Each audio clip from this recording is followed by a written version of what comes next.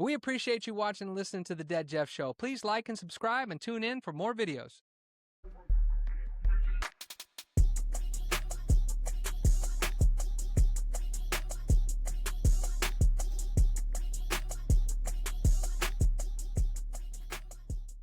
It's a great day to be alive on The Dead Jeff Show. I'm Jeff. That's Nick. That's the Maestro Luke. Come on in, everybody. We are at episode 19. Now, look, I don't know if you guys have been paying attention to the news out there, or the weather, we should say, but there's a big winter storm that's sort of taken over most of the country. Now, we're in Texas, and we don't deal with ice and sleet and snow very well here in Texas. And, it's funny. We were watching the AFC championship game, and it was, great there. And then all of a sudden there was a blizzard showed up. That's how we felt here in Texas for most of the last couple of 2-3 days, was all of the snow and ice and sleet that we got here. Guys, we've been kind of snowed in for the last couple of days. What have you guys been doing Snowmageddon 3 here in Dallas? Star, you'll appreciate this a lot because I know how much you love the guy that I ended up with. I started a brand new dynasty on College Football 26, and I never want to pick a really good team to start with, but I also don't know how to pick between the really bad teams. So rarely do I start all the way over, but I did this time. I did the random select, looking at my wife, and I was like, okay, tell me when to stop. I stopped. I got Vanderbilt. Vanderbilt. Okay. Diego is so incredibly I don't want to say overrated because obviously Heisman finalist, but he's like a 99 across the board. Like everything's perfect. The dude's like unstoppable in this video game. So that's been a lot of fun. Wow. Just playing with the quarterback that's like unbeatable, basically. Well, yeah, I haven't played college football video game in forever. Not since, we're probably talking. When was the last time it was made before 26? 14. Yeah. Yeah, so 14. probably 2012 or 2011 was my last time to play college football. So you've been playing video games this whole time. What about you, Luke? I've been doing a replay of Red Dead Redemption 2, which is the greatest game ever made. Greatest game of all time ever made. Red Dead Redemption 2. Like hands down. So I'm playing that for the second time. Kind of doing stuff, differently than I did the first time. There's just so much to do in that game. It just never gets old. But yeah, if y'all haven't played it, y'all should play it. No, I remember when Red Dead came out, the first one. And, I wish I could play video games, but if I start playing video games, I'll blink and it'll be 6 hours later and it's 3 a.m. and I'll be like, what am I supposed to do now? Do I go to sleep? Do I go to work? That's the point. You get lost. You get lost in it. Well, I can't get that lost because I got responsibility, man. Look, Nick, you said that the Vanderbilt quarterback, was hype in the college football game. Now, does the hype match what he did on the field or his mouth and the way he talked about how good he was? No, it's definitely more toward the mouth because if it was like what he actually did on the field, he should, he's good, but it shouldn't be like 99s everywhere. It's funny. It's funny that as I got Diego, I was like, okay, well, look, obviously I know how the season ends now. So I went to look at Fernando's stats and it's the same. He's 99s across. He's just all the way up pretty much everywhere. So that's pretty cool. Knowing how it ended and going back and looking at the updates they made and looking at some of the rosters. That Miami defense roster, man. Oof. Yeah. That thing is scary on paper, which obviously we know in actuality too, but yeah, it's ridiculous. Not scary enough because it's true. You know what happened. And I bet Indiana in that game wasn't very good until the last few updates. Oh, I'm sure. Yeah. So, look, I don't play video games, but I did hear about the new Attitude Era WWE 2026 game coming out. Have you seen that? The previews for that? I just saw the trailer. It looks really cool. There's like Hall, Nash, and Hogan holding Austin down, face down, spray painting the NWO on him on the back. That's pretty cool reimagination. Yeah, because they said it's a Monday Night War edition. Right. There's a Attitude Era edition and a Monday Night War. So that piqued my interest. It looked pretty cool. Yeah. The way they're doing video games, I quit playing wrestling games because they were so difficult to play. Mm-hmm. And it's just like, man, I'm come from the arcade era. If it's way, way too difficult, we lose interest pretty quickly. You guys like to spend hours and do these games, but man, I don't have those hours. If I can't put my quarter up on there and call next, then I don't know if I want to play. Hey, I think this is your criteria, Dad. I think you're coming in hot, Luke. Coming in hot, Luke. If the controller, is this better? Yeah. If the controller has 2 joysticks instead of 1, my dad is out. He can't control the movement and then also like the view. You know what I'm saying? Like the X joystick and the Y joystick. Right. He can't do both. He needs one, and just the camera moves with the person. Is that Atari? Is that what that is? Atari? Yeah. Hey, no, it's the original PlayStation, PS2, because it wasn't really that bad then. They started it wasn't that advanced. Coming in with the hit stick and all this other stuff you got to do. And when you got to do all these moves, you got to have. I mean, no, you know what? I'll just go play pinball in the garage. I will say, get him to play. Go ahead. I was gonna say on the wrestling game, I will say, because I 2K25 was a free download at some point, so I downloaded it and was checking it out. They have this GM mode that I actually think you would really love, because you don't actually have to play the game. I probably would. Yeah. If you don't actually have to wrestle. Like, you don't have to play as any of the wrestlers. So you can pick as many opponents as you want, and you can control your own show. You assign your champions, and you basically are just a booker. And what you're doing is you're competing for ratings, you're competing for viewers, you're competing for, like there's storylines going on in the background. So you never actually have to wrestle, but you're constantly just in control of the show. It's actually really, really cool.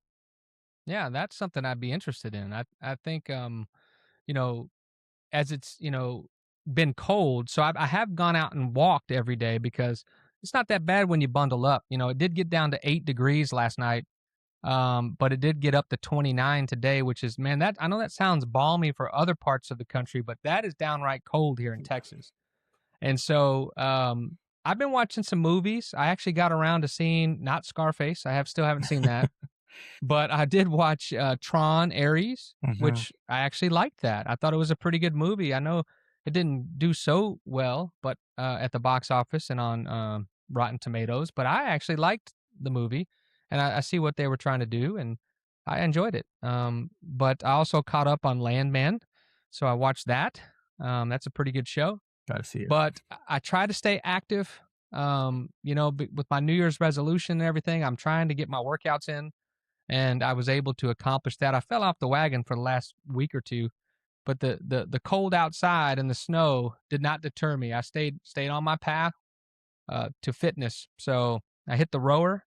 The rower was kicking my butt, but I did go for walks outside in the cold and watch movies, but no video games except for pinball out in the garage. I've got a couple pinball machines that I like to play, and I'm an old school gamer. That's the kind of arcade games is what I like. There's nothing wrong with that. There is this place I just saw too, just speaking of arcade games.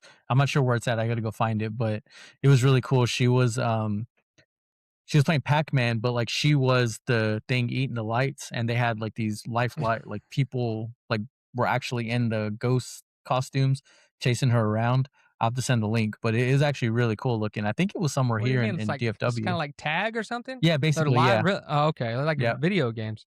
Yeah. Well, it was too cold to go to push start play, and my guys over there, Danny and David Allen, but that place has been doing well. But don't forget push start play if you get bored. But this is what I discovered. I got really bored during this time. We've been dealing with some work stuff. We still worked a little bit, but I don't like being snowed in. I don't like the cold. Yeah. I'm in Texas, and I remember growing up, we would just pray for snow. Now it's like every other year we have it, and ice every year. It's just ridiculous. But yep. So if you're wondering how we're doing here in Dallas with the snow, doing okay. People doing stupid stuff on the ice and paying the consequences, which is really, really sad. But stay safe out there. Stay warm. Just probably one more day of this until it gets above freezing, and then we'll be good. Now, speaking of freezing, did you watch the AFC Championship game? I hope you did, because we're about to talk about it. But what an unbelievable change of scenery in that game.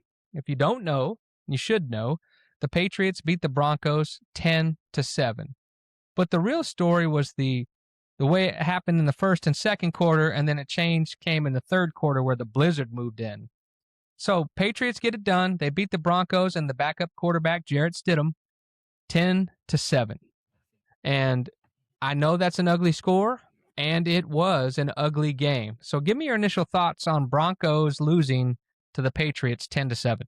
I think of all the ways I thought this game might have gone, just, knowing what happened to Bo Nix and all the, kind of storylines going into the thing. I don't I don't know that this is one of the ones that I thought, because if you look at it statistically, and this is, I shudder to say this, but Drake May certainly didn't outplay Stidham. Now, I don't know that Stidham was better than May, but it wasn't like this guy that's going to finish probably second in MVP voting versus this dude that hasn't thrown a pass all season. And it's like, oh, this isn't going to be close. Like, no, like it was not that at all. So my initial reaction is, for everyone out there that was just, and I know Luke was torn about sticking with the Broncos versus going to the Patriots. In hindsight, that doesn't look like a silly notion, because this was a very, very close game. Easily should have at least gone to overtime, and there was a path for the Broncos to win that game. Well, I'll say this. Stidham on the opening drive took him down and scored. I think it was the opening drive, first or second drive. It was second drive. I think it was the second drive. Yeah, second drive, they go down and score, made it look easy. And you're thinking, okay, here we go. Here it is. And then it just, and then they had another drive where the boy genius, Sean Payton, decided not to kick a field goal while it was great weather out, and he went for it. I think it was 4th and 1. That's fourth right. Fourth and 1, Yep. and they decided to roll Stidham out. Yep. Yes. Oh my god. So if you say maybe it's okay going for it, if analytics say go for it, but that play call with your backup quarterback, I would have taken the points. I said it in a text. Hey, take the points here. Go up 2 scores. Your defense is awesome. You may not get any more points, and they didn't. So Sean Payton making that questionable decision in the second quarter. You guys know how I feel about Sean Payton. I feel like he's been overrated. I mean, for a guy who's had the talent he's had to win 1 Super Bowl, and to all this time still call plays on offense, right? Maybe it's time for him to get an offensive coordinator that can actually call plays, and he can do head coaching duties. But I like Sean Payton. I liked him when he was here with the Cowboys. But I think it's time for him to make a change here. Now, look, if you have Bo Nix, you win that game, no question, I think. So it's not totally, Sean Payton's fault. Now, there are some questions whether Bo Nix actually got injured during the game or celebrating in the locker room. That's still out there. And I'm sure one day we'll know. But I don't think you can go for it in that situation with your backup quarterback. Kick the field goal, take the points. I don't know if they knew the weather was going to turn as bad as it did, so I can cut them some slack there. I mean, as much as the weather reports you can get, but you got to take the field goal because you have your backup quarterback and you have a chance to go up 10-0. Yeah, what's worse about that, though, to me, and he said it in the press conference, so credit to him for being transparent, but when they line up for that 4th and 1, it was basically a check with me, right? So you put Stidham into a position where it's like, hey, let's get to the line, let's see what the defense looks like, and let's make the adjustment, the alert at the line.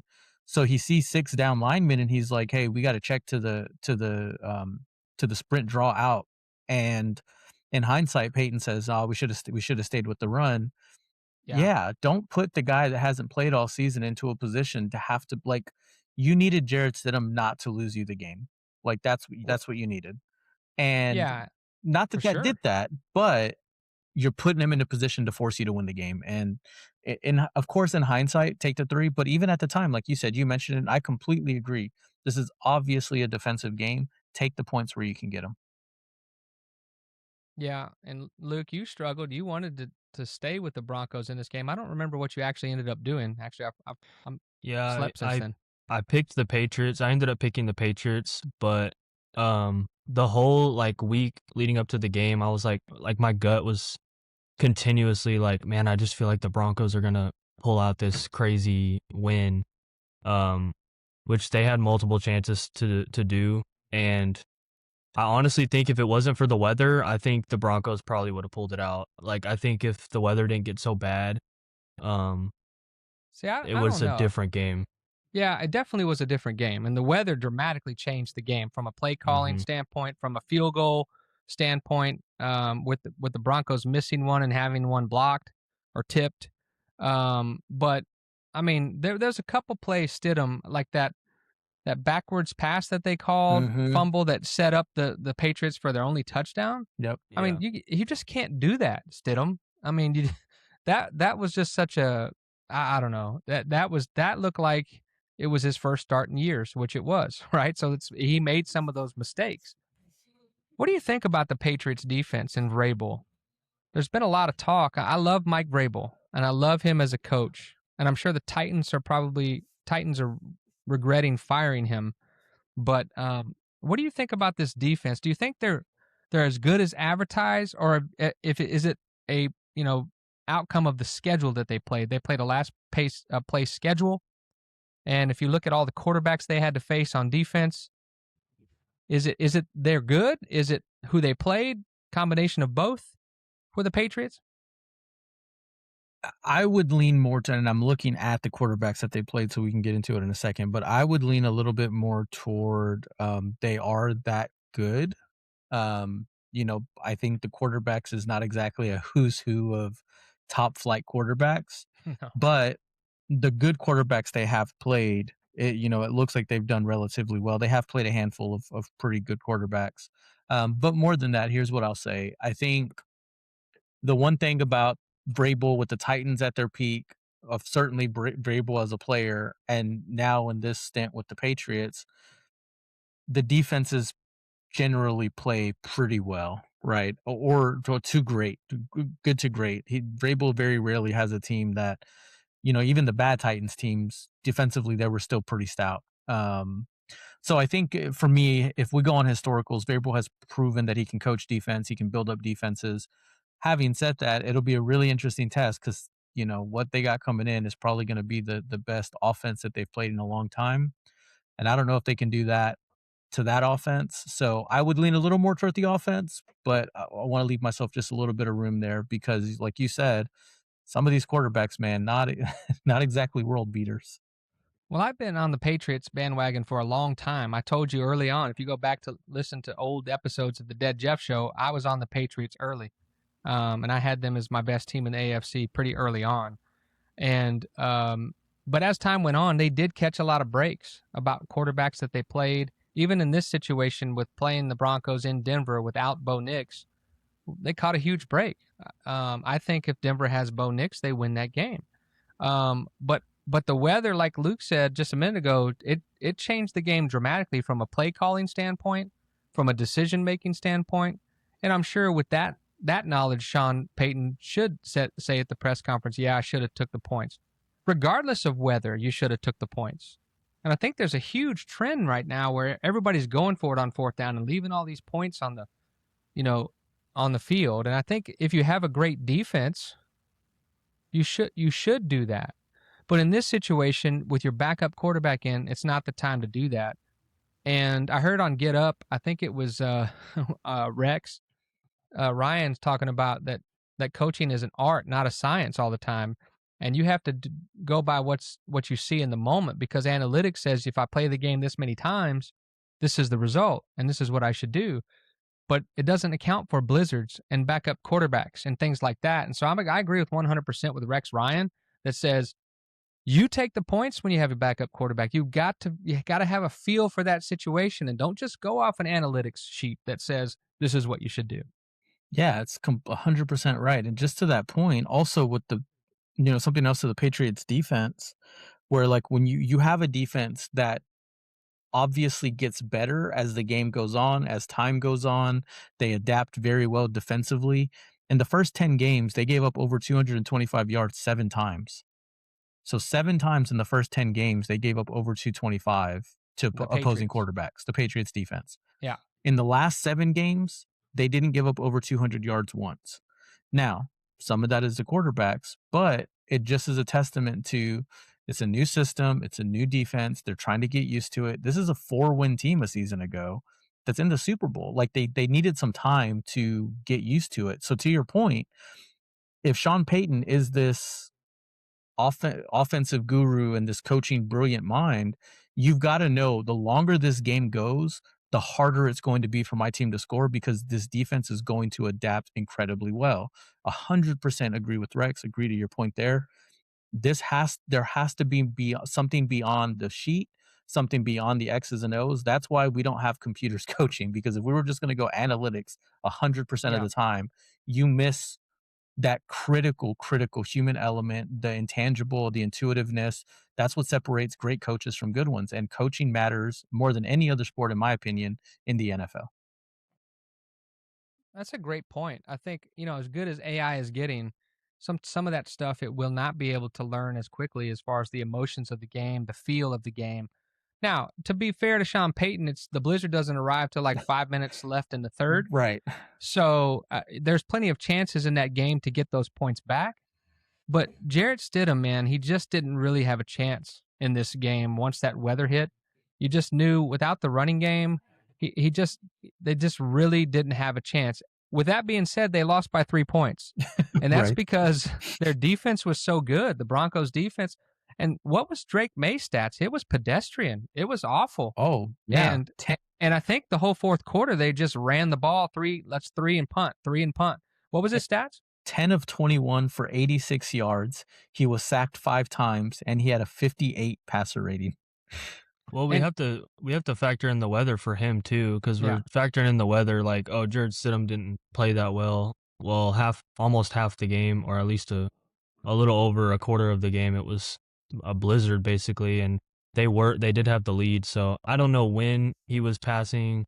Like, I know the numbers of the complete game, but I don't know, like, okay, from this quarter he was passing like before the weather was bad. They could have been running because they had the lead anyways. So that may not matter, but I don't know. I think it's a good point. Look how many times they passed the ball in the fourth quarter. That'd be an interesting note. Yeah. But but while you're looking that up, to me, I think that it was an ugly game. The weather made it even uglier. And as a kid, when I'd play flag football or tackle football as a kid, and even into my 30s when we played flag football, we'd love for it to snow. We want to go play some snow football. But when the championship's on the line, it really makes the game kind of ugly. And I don't think the NFL is probably particularly fond of the product that was put on by the AFC Championship game this weekend. But it's that element that did not benefit either team, though. And that's the thing, is the outdoor elements. Usually a team may be strong with the run game and they'll benefit from a blizzard like that. But neither one of these teams benefited from it. So it wasn't like one team had the advantage over the other one. I think the real thing here was Stidham at quarterback just not playing well, and somebody on the offense, had to make a play and no one could. And the turnovers, you just can't overcome those in a game like this, which is why we said take the points earlier. So May threw the ball 7 times in the second half, only once in the fourth quarter. And that's my point. They just said, we're going to run the ball and punt. And the punt is our weapon in the fourth quarter because we don't think you guys can score. That's what they did. They went full on water boy, UNLV. You got to be, we're going to punt every time, or we're going to knee the ball 3 times. How you like my new offense? ULA, right? Not UNLV. What did you I'm say? sorry. Yeah, ULA. Yeah. I'm sorry. So with that being said, then Drake May's, I think there should be some criticism that goes his way. I know they played a really good defense, but if he threw most of the throws he had were before the fourth quarter when it was snowy, and he had those stats, then Fair. he didn't play that. Yeah, it's worse on him. Then it makes it look worse for him. Yeah, and I think Stidham threw it like 31 times. 31 times, that's right. 17 of 31 for 133. He had a 68 passer rating. So, I mean, on paper, had a that's what they do, though. Yeah. Yeah, well, they're a throwing team. Well, yeah, but when you're backup quarterback, you shouldn't throw it as much. And Peyton came out and talked about, we won't lose much with Stidham in there. Well, they did. And to me, you could see it pretty plain.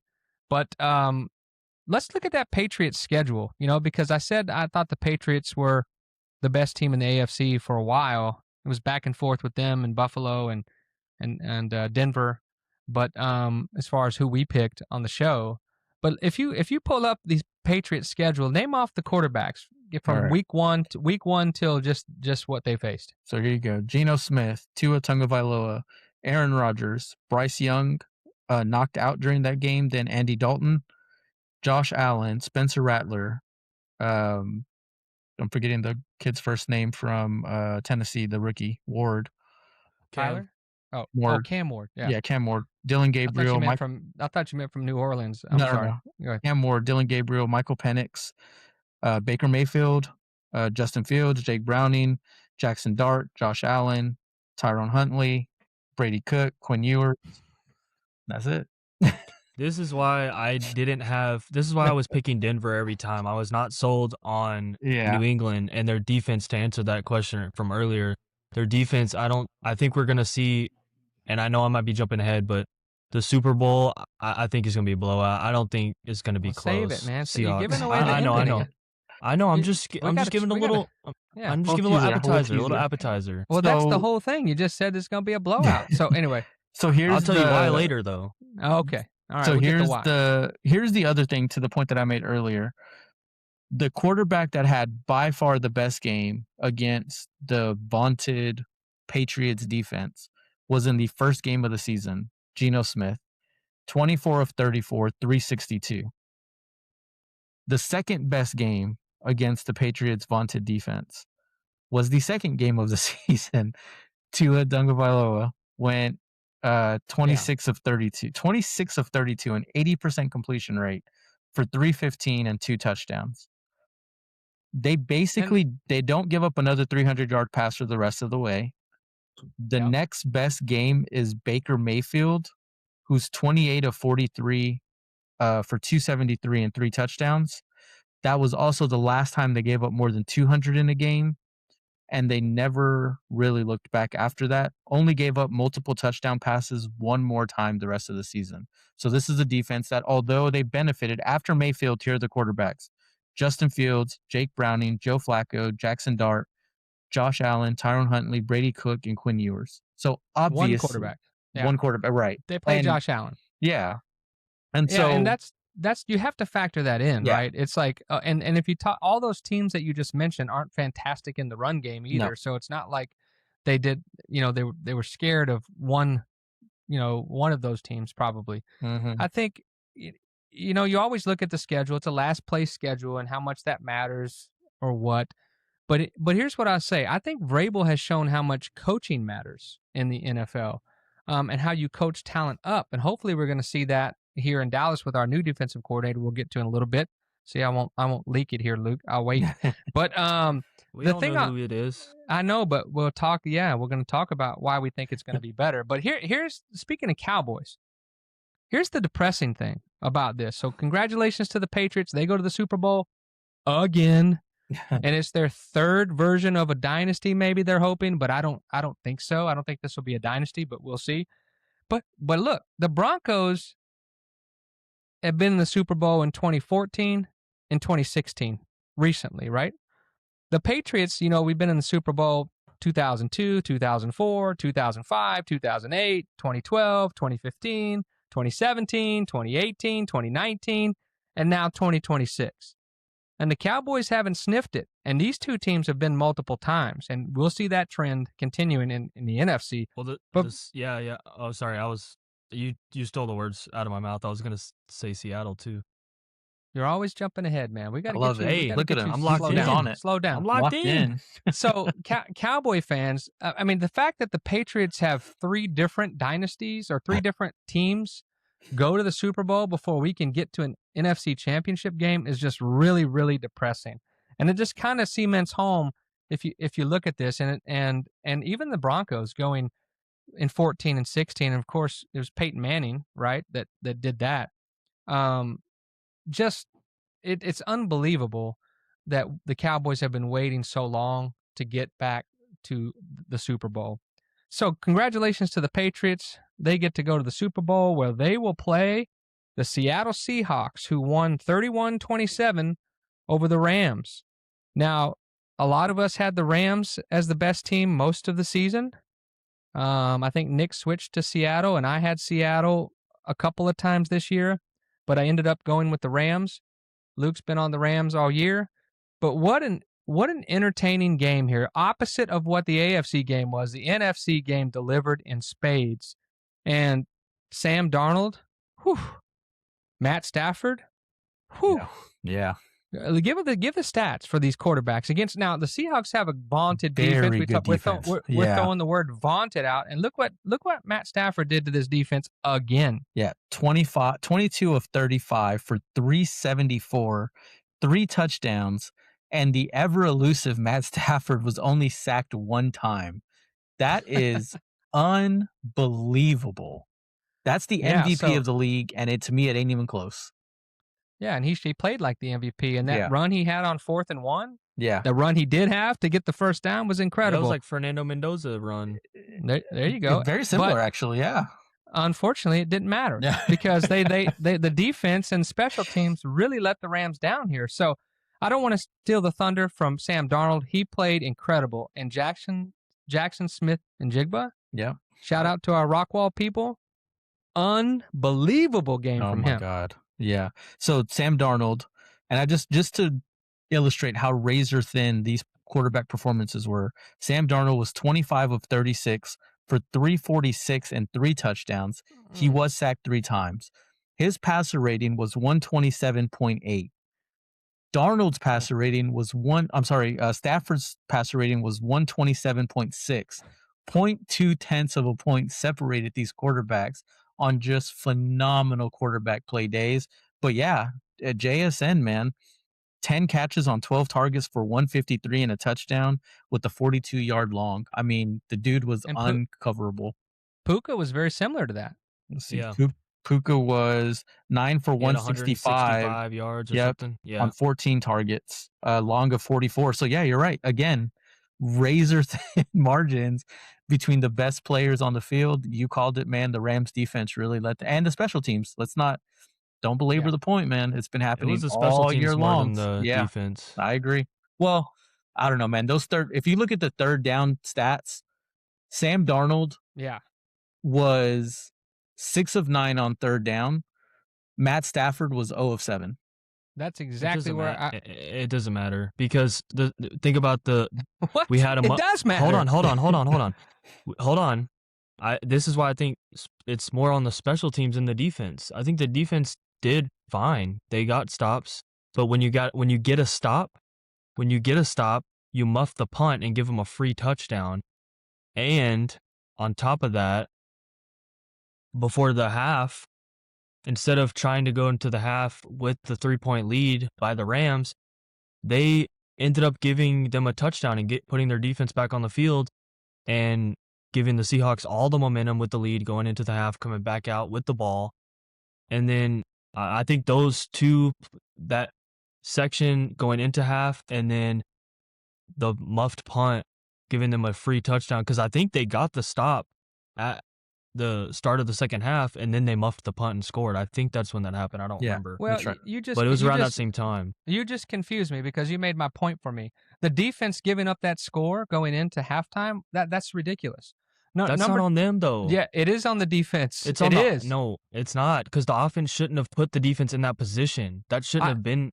Okay. They should have went to half with the 3-point lead. No, but they didn't because Matt Stafford can't be perfect, and it's a lot like we said about Dak, trying to feel like you got to be perfect. The defense should have stopped him. Now, here's the other thing. When you are 6 of 9 on third downs, and most of those third downs were third and longs, so the defense did their job on first and second down and could not get off the field. You're talking about 6 of 9, and Stafford in third down situations, long, short, whatever, was 0 for 7. So the defense was clearly the difference. Seattle's defense stood up on third down, and the Rams' defense didn't. I'm not discounting the muff punt, which I don't even know what that guy was doing, and it did cost him, much like Stidham's backwards pass thing, cost the Broncos. But this defense, time after time, reminded me of the Cowboys' defense. Third and longs, could not get off the field. They couldn't get off the field. How many of those came on that last drive when they're milking the clock to end the game? Because there was a ton of third downs when there was a penalty. Bro, 9? No, that happened. 6 of 9. 6 of 9. That's 6 of 9, and at least 3 of them were on the last drive. You got to let us speak. Hold on. 6 of 9 was just Sam Darnold. Right. Look at what their conversion was on third downs. 8 of 12 on third down versus 1 for 7 for the Rams. Most of them were Sam Darnold. I know, but 2 other ones they converted without Sam Darnold having to throw the ball. So what I'm saying is 8 times out of 12 they converted on third down. That's not good defense, man. I'm not saying it was good defense. I'm not saying it was good defense. I'm saying I don't fully blame the defense. You said that special teams was more responsible for the loss. I think they were. But one play? That was a huge swing in the game. I know. But your defense was put in position time and time again to make up for that one mistake, and they couldn't do it. And if you look through you're a Rams fan. Throughout the season, the defense and special teams let them down over and over again all year. They did it against the Seahawks just recently, too. And so my point is, when you got a guy playing lights out, Matt Stafford, and you can't get off the field on 8 of the 12 third downs you get him in, and like I said, how many of those were third and long? Like 10 or more, 8 or more. Here's the point that you just made, Luke, and I actually think it's a really good point in terms of the last drive padding the third down stats.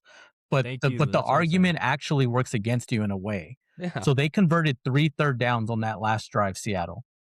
If at any one of those 3 conversions, the Rams stopped them, that's just more time that you're giving Stafford back the ball to be able to go down and win the game. So you're right. They padded the stats on fourth down. I'm sorry, on third down on the last drive. They didn't pad them. The Rams didn't stop them. Right. Hold on, we can't all talk at once. We're not, Dad. We are, because if you listen to the blend, it's not good. The Rams padded the stats by not stopping them. That's what happened. That's what I mean. So when you look at the conversions that actually happened, that last drive accounted for 40% of them, 35% of them.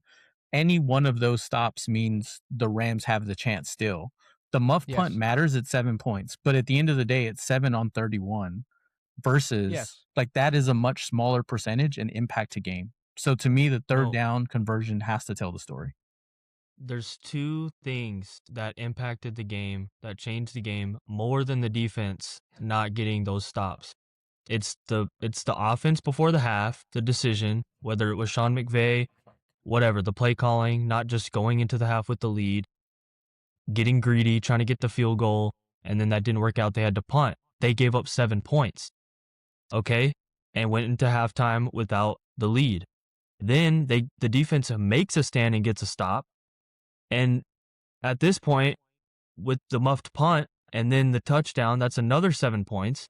The defense is frustrated at that point, I'm sure. They're just, exhausted and really now we have to go back on the field because he muffed the punt. They give up a touchdown. Those 2, that's 14 points that they gave them. That wasn't the defense. Okay. The defense, that's why I don't think that the defense was to blame. We heard you. With the last. We heard. So you're cutting me off. Okay. Yeah, go because ahead. because listen, you're saying the same thing. We heard you. The problem in your argument is that the defense let them score, not the offense. If you look at where that drive started right before the half, it wasn't like it was on this side of the 50 where the offense went for it and let them have the ball. The offense is not perfect. You just said 2 plays that decided the game. I just gave you 8 plays on third down where they could have stopped them, and they didn't. They were 8 for 12 on third down. Well, 3 for 3 on the last drive. 3 for 3 on the last drive. Perfect.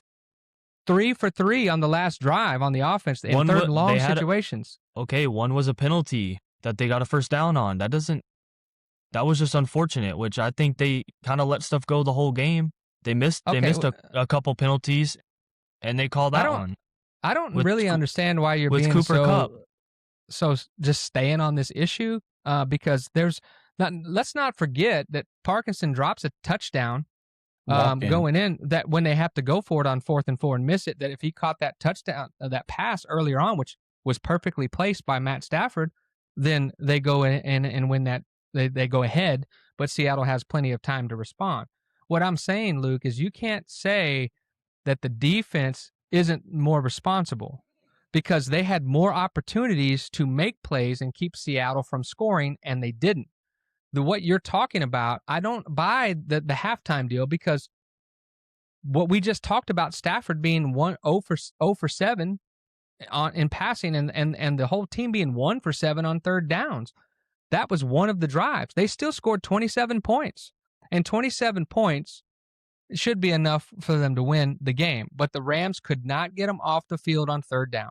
I'm not saying that the special teams play didn't have an impact. I just think that the defense had more of an impact because it was over and over and over again. You're talking about one muff punt. I'm talking about 8 times on third down that they had them and couldn't get off the field.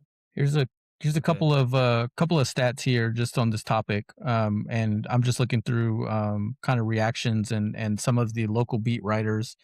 One of the stats that just came up, and I haven't had a chance to vet this out. It looks like this is Bill Plaschke, so I'm guessing it's correct. The Los Angeles Rams had the cheapest defense starting 11 in the NFL.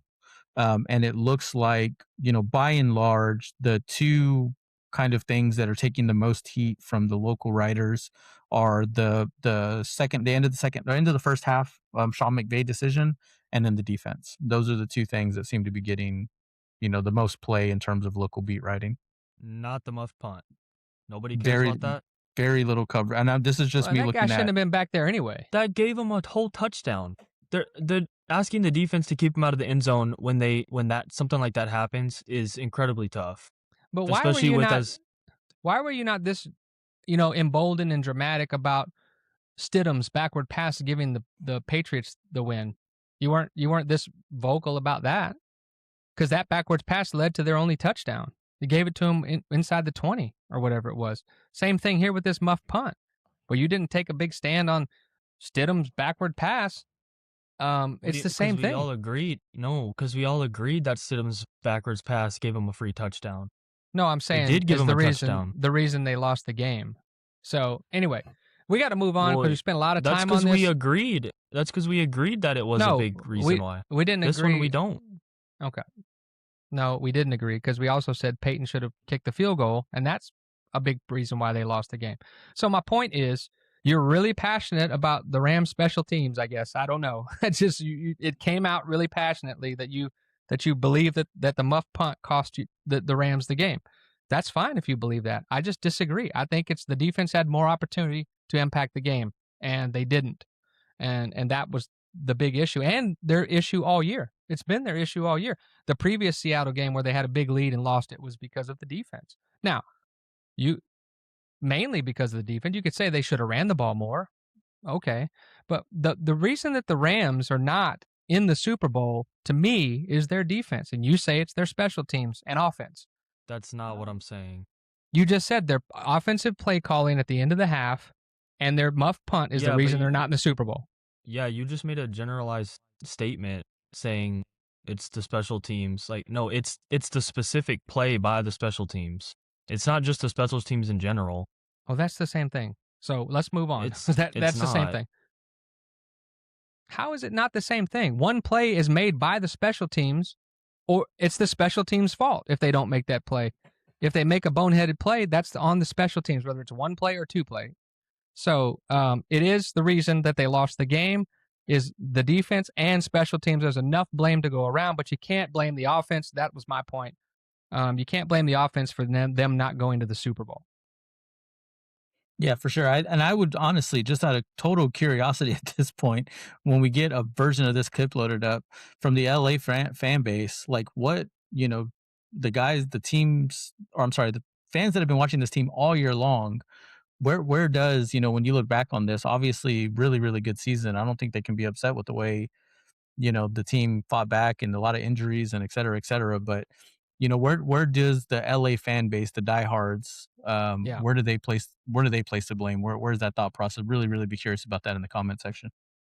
No, that's a good point because I know Luke has been a big Rams fan and watched the games this year, and it's been the defense a lot is the reason they don't win. It's not like Matt Stafford's not throwing. You're shaking your head, dude. Look at it. It's there. Not. Their defense was not that bad. Why haven't they won then? Why haven't they won what? They had all year. When they lost, what was the reason they lost? It depends on the game. I mean, think about the Carolina Panthers game. They lost because Matt Stafford had the fumble, and they were going to kick a field goal to win the game. That wasn't anything about the defense. All I'm saying is, bro, think about what was the score before the Rams had the Seahawks came out firing and went up, I think 10-0 really quick or 10-3 or something. 10-3. And then the Rams got multiple stops, and then the offense went up 13-10 and made a comeback. They got multiple stops when they needed it. Hold on. They got multiple stops when they needed it. This is why I think the special teams play and the halftime mean way more than the defense, because it got in their head and now they couldn't get off the field when they proved earlier in the game that they could get off the field. So I don't think it was the defense. I think these plays happen and it affects the defense in a certain way mentally where they get frustrated. They maybe get down. That's what I'm saying. If that were to never happen and the guy caught the punt and they went down and scored a touchdown or a field goal, I think the defense would have played just as good as they did when they got all those stops in the first quarter. That's why I'm saying I'm not going to blame the defense solely. Like they're the reason why they're at home right now. Well, listen, you said they got stops when they needed, but on that last drive, they had 3 chances to get a stop and they didn't do it. So they didn't get the stop when they needed it. They got the stop early in the game when the game was still in doubt. Okay, that's why I think it's so important, dude. Because it mentally messed them up. I don't think you're gonna win this argument. I think when the comments come out, it's going to be the defense is the reason. If you look at all the pundits across all the platforms, they're all talking about the defense and the special teams, but primarily not getting off the field in 3rd and longs was a big problem for this team in this game. And we'll just have to leave it there because we do have to move on. We spent a lot of time on the Rams, and we're not really giving Seattle their due. Because, like we said, Sam Darnold was great. Think the Rams beat and themselves. How do you? Okay, but we're going to move on now to Seattle because we're done with the Rams. And here's what I'll tell you is Sam Darnold. How do you think Minnesota, Carolina, the Jets, and the 49ers feel about letting Sam Darnold go? Not so much the 49ers because he was there to back up, and Shanahan is real responsible for him kind of turning it around. But Minnesota picking J.J. McCarthy over Sam Darnold, that looks really foolish, right? Because we were all talking about Sam Darnold's playoff performance last year. Carolina, they had Baker and Sam Darnold and moved on from both of them. Bryce Young's doing okay, but I think, he's kind of, Sam Darnold's kind of shown you who he is. Yeah. And the Jets, you don't think they would love to have Sam Darnold back? But I know Sam Darnold was happy he's not with the Jets, but just what a journey for Sam Darnold. Being the first guy out of that draft to make it to the Super Bowl is unbelievable. Yeah, I think you said it about the 49ers thing because there's a pre-49er Sam Darnold career and there's a post-Sam Darnold post-Sam Darnold, a post-49ers Sam Darnold career. And I know Darnold has been very high on the work that he did with Kyle Shanahan and kind of the way Shanahan helped him kind of reinvent himself a little bit. They talked during the broadcast about this idea that Schneider and the Seahawks wanted to bring back Geno Smith, and essentially Geno just wanted more money. He kind of seemed like he was ready to move on, didn't really want to be there. And so sometimes some of these decisions, man, they just kind of fall into your lap. The Baker Mayfield thing in Tampa, I don't know that when that first happened, if that was like, hey, this is the long-term play. I don't think anyone in Seattle wants Sam Darnold to go anywhere anytime soon. Like, especially if they win this game and win a Super Bowl, like that dude's probably going to end his career there, and rightfully so. So I'm really happy for Sam Darnold. I think anytime you have a guy that can go through so much adversity and come out of it no matter what your feelings are about the team, the player, the individual, there's got to be a level of respect and just admiration for somebody that just refuses to give up and refuses to be denied. And man, I just have all the respect in the world for Sam Darnold. Yeah, I mean, Geno thing is I think if you look at why he made that decision, Pete Carroll went to the Raiders. He wasn't sure about the new coach coming in, so I can understand, wanting to go somewhere where you're familiar with the offense, not having to learn a new offense or what was going to happen. But man, he's probably regretting that decision now. And the thing about it is, everybody, if you watch football, you're like, oh, Sam Darnold's got to prove it. That doesn't mean you were wrong about Sam Darnold. That just means he hasn't proven it. And big games, he we talked about the seeing ghost thing, but he proved it.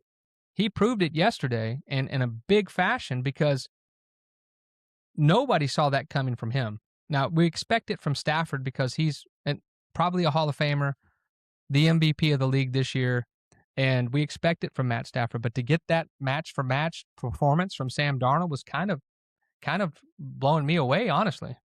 Yeah, it's insane if you think about, and if you go through these playoff games, the close games being decided by the better quarterback, for the most part, rings true, especially in the playoffs. And I'm not suggesting that Sam Darnold's better than Matt Stafford, but to me, this is the exception to that, and it just goes to show how well Sam Darnold was playing.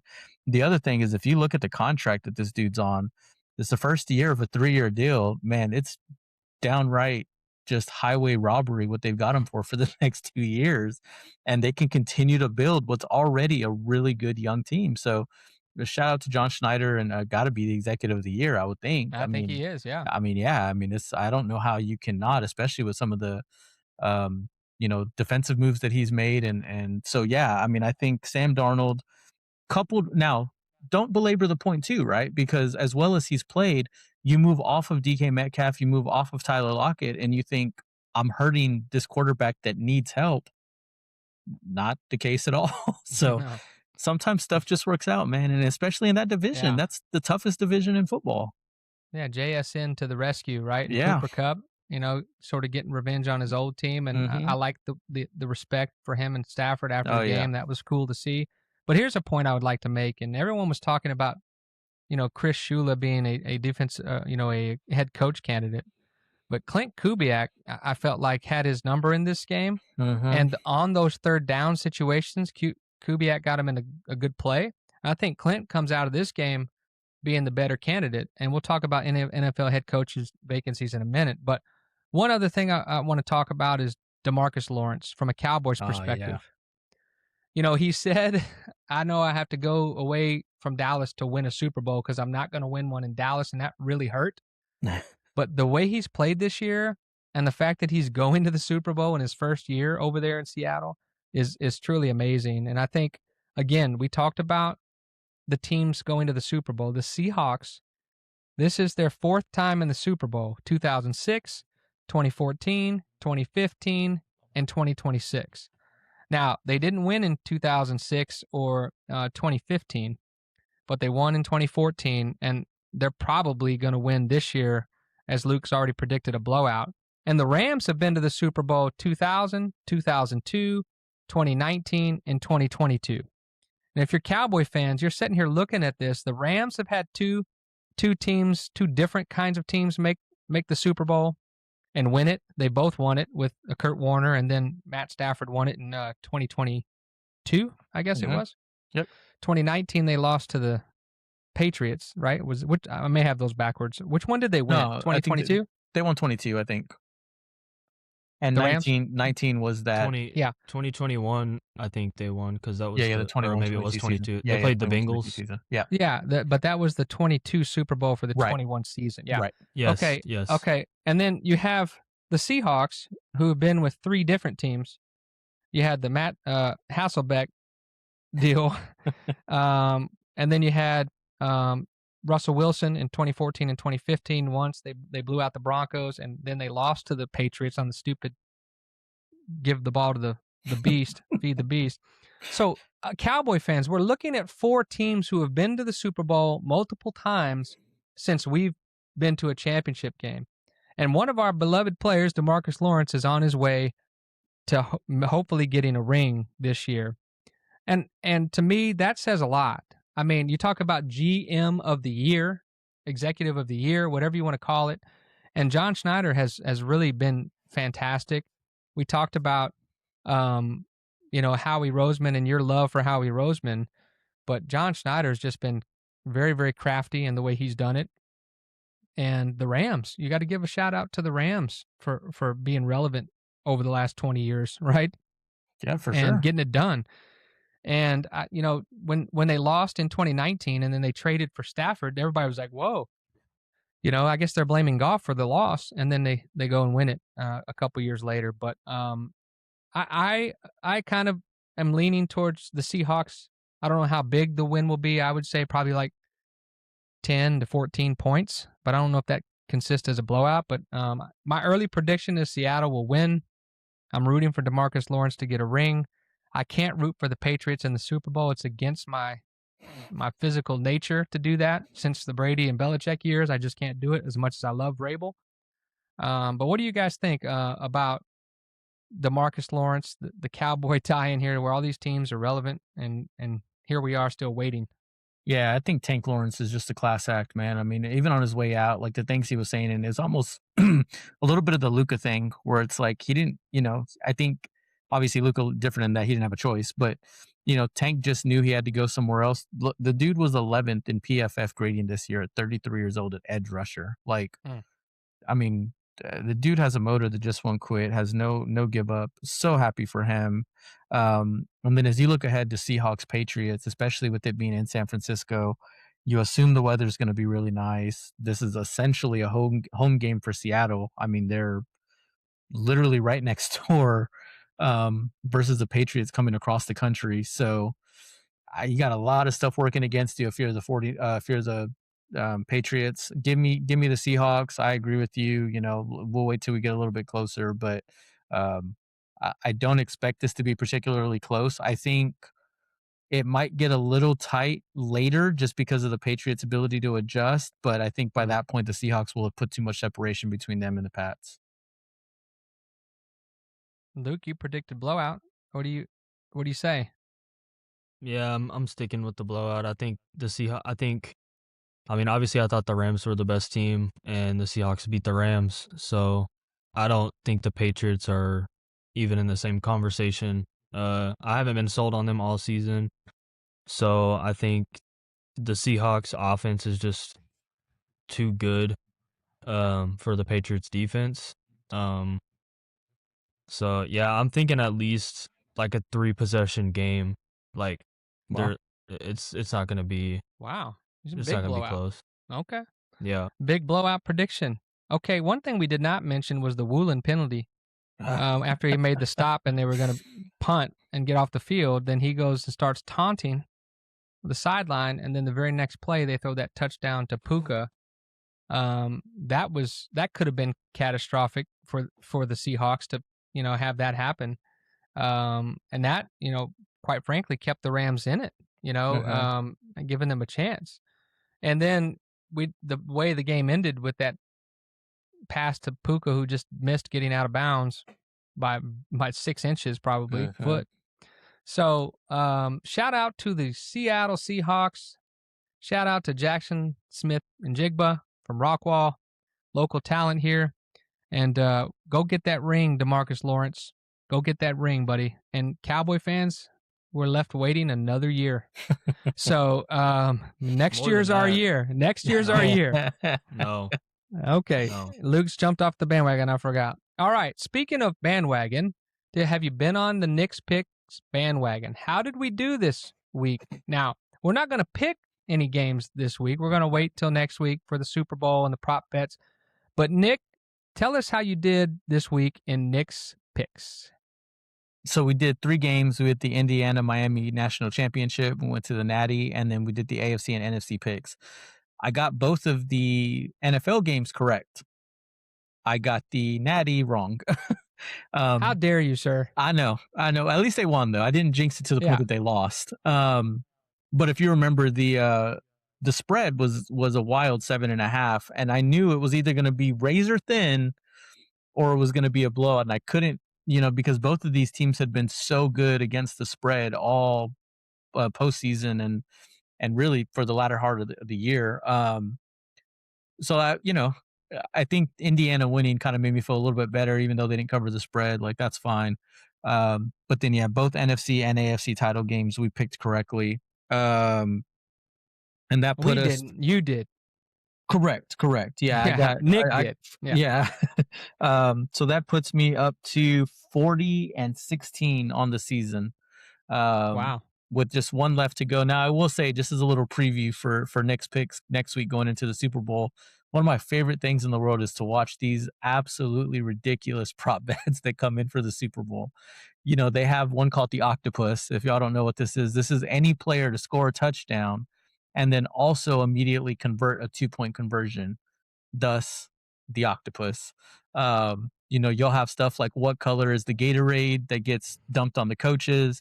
You've got over under X amount of time on the national anthem, first celebrity to be shown.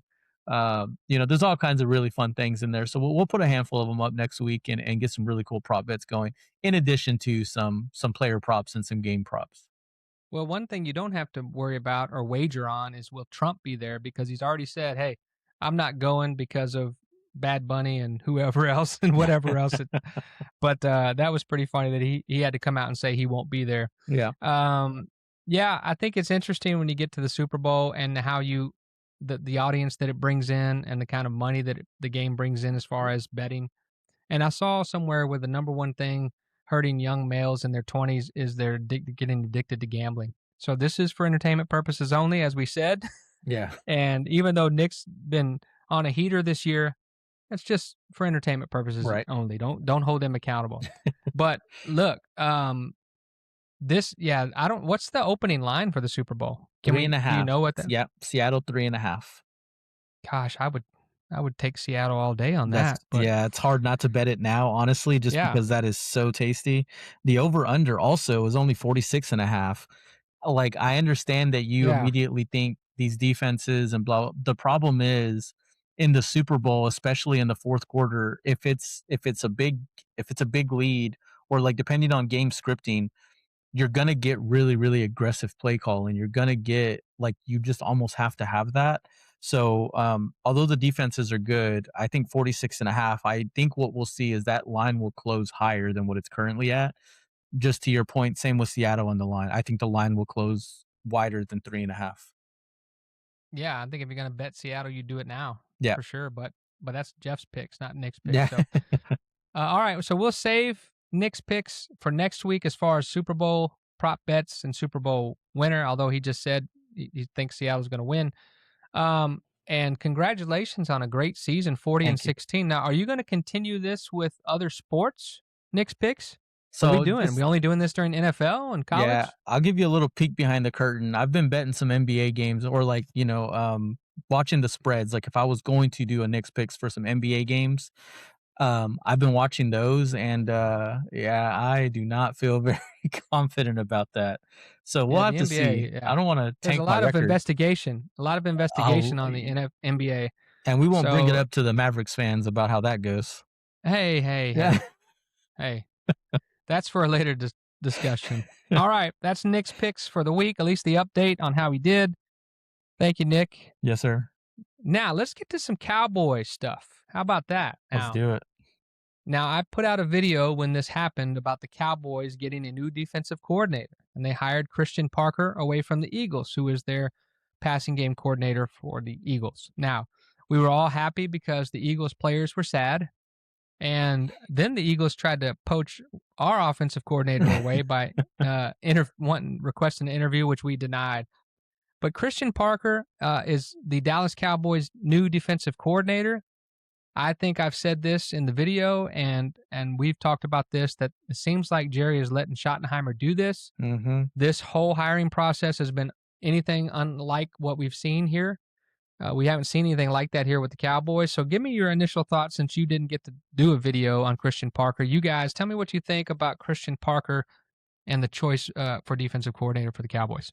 Yeah, I think in watching seeing the Twitter posts from Cooper DeJean, from Patrick Surtain, listening to some of the interviews throughout the season from some of those guys, it looks like this guy is very, very well respected. Huge amount of praise heaped on him from some of the, quite frankly, the game's best DBs. I think that can only be a positive thing. I love the idea that this is out of, as much as it can be out of the box. Considering where some of the other places they were going. Like, I like this. To your point about Jerry kind of maybe taking a step back and letting Schottenheimer do what he wants to do, I think Shotty earned that. I think there are some culture changes around here. I think obviously the team is buying into what he's doing. So I'm very, very high on this. I think it cannot be a bad thing.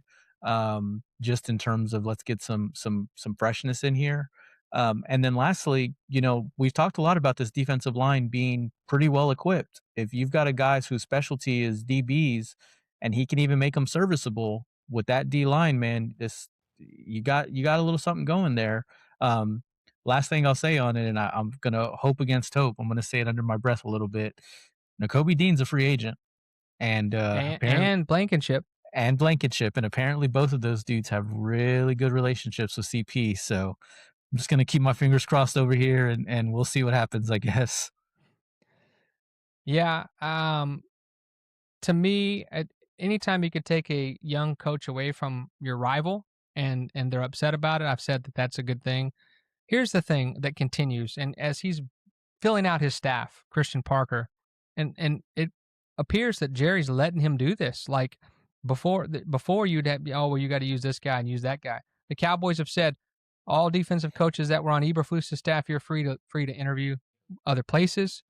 And Christian Parker looks like he wants to, build his own staff. He's talking to Ronell Williams, the Philly linebacker coach. They're talking to Marcus Dixon, who played for the Cowboys, the Vikings D-line coach. Now that's under Brian Flores, and it's a lateral move, so Brian can block it, but they've requested to do that.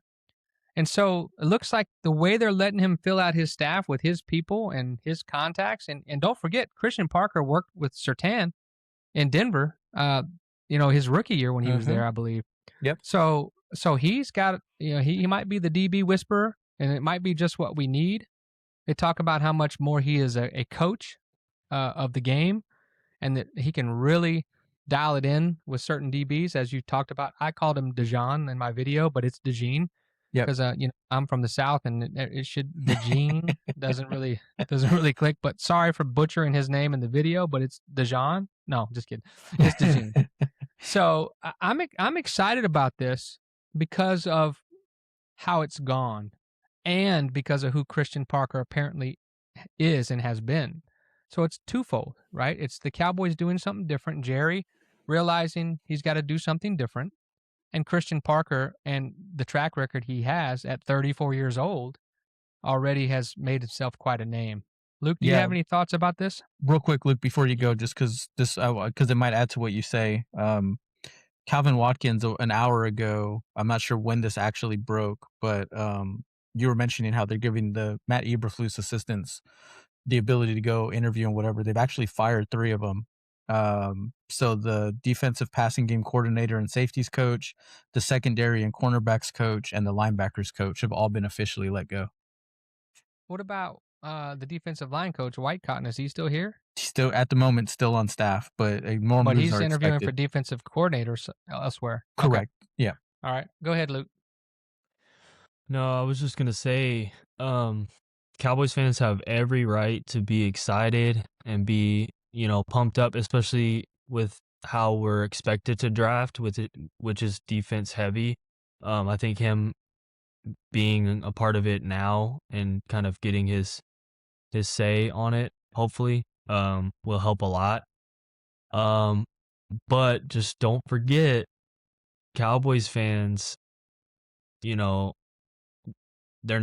Cowboys are known for giving that hope. It's different.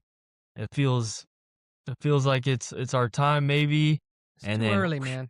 Come on, it's too early. And then it's gone, and then they lose in the first round of the playoffs because they have our running back playing center and having no linemen blocking.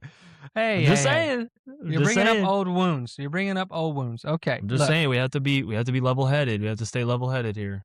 Well, you mentioned being excited and about the draft coming up, and I think this is that hope you're talking about. Is he has an eye for talent, and if he doesn't have a whole lot of say in who Philadelphia drafted, which I'm not sure, I don't know that. Hopefully, he will help us be better. We've chronicled the entire defensive drafts going back for a long time, 6, 7 years, whatever it was. And we talked about 6, 7. I do it every show, and I don't even mean to. That's what happens when you're old and you're not hip. You just you just do it. You don't even know. 6, 7 years. Out of the 30 defensive players or so that they've taken, they've only got 9 of those still on the team. Yep.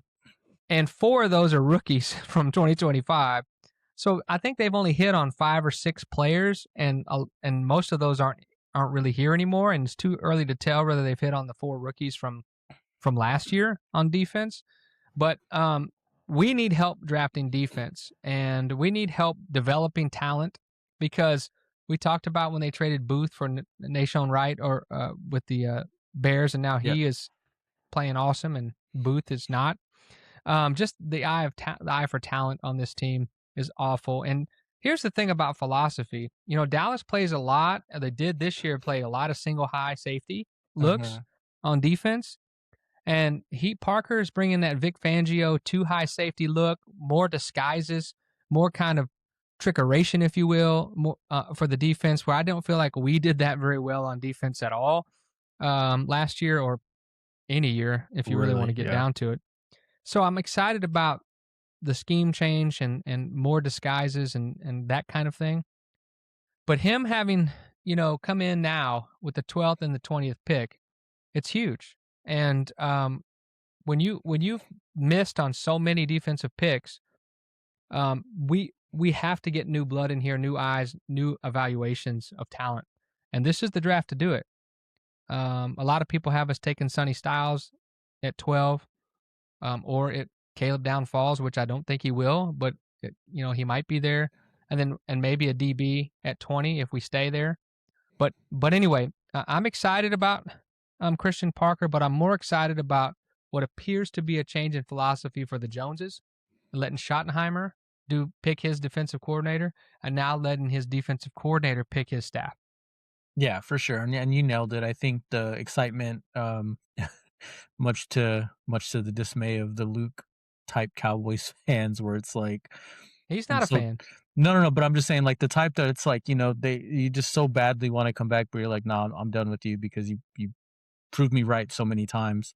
It is it will be exciting to see what they do with the draft, and I think if they do something crazy, which I just hope they don't, which to me crazy within context is taking an offensive lineman at 20, just because I can see him doing it. But they've done it the last 2 years. That's what I'm saying. Like, I just think that it feels like there's been a concentrated effort to get the line rebuild, which I understand it. I really do. I'm not totally just dismissing the idea, but when your defense is this bad and you just need talent, I would really, really love to see them go 12 and 20 and let hopefully Parker have his shot at whatever DB he feels like is necessary at that spot at 20.